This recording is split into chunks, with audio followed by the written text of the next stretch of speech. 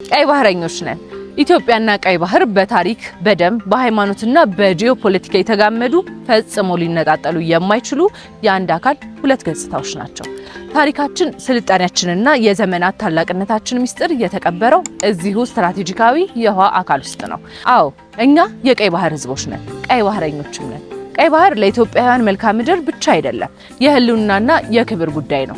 በቅዱሳት መጻሕፍት ስሙ ከኢትዮጵያ ጋር የተሳሰረው ይህ ባህር የእስልምና እምነት ተከታዮች ፍትህ ወደ ሞላበት ሀገራችን ሲሰደዱ በሰላም የተሻገሩበት የመከራ ጊዜ መሸሸጊያ፣ የፍትህ በርና የእምነት ድልድይ ሆኖ ያገለገለ ታሪካዊ መድረክ ነው።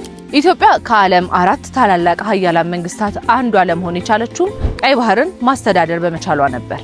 የኢትዮጵያ ነገስታት የአዶሊስን ወደብ በመቆጣጠር የዓለምን ንግድ ሰላም አስከብረዋል።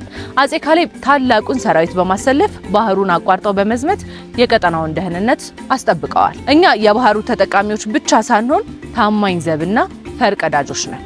ዛሬ ቀይ ባህር የዓለም ሀያላን ፉክክር ማዕከል በሆነበት ዘመን 130 ሚሊዮን ህዝብ ያላት ሀገራችን ከባህሩ መገለሏ የተፈጥሮ ህግንም የሚቃረን ነው። የነገው የሀገራችን የብልጽግናና የህዝባችን አሸናፊ ስነ ልቦና እውን የሚሆነው ወደ ተፈጥሯዊ የባህር በራችን ስንመለስ ነው። ታሪካችንን እንወቅ፣ አቅማችንንም እንገንባ።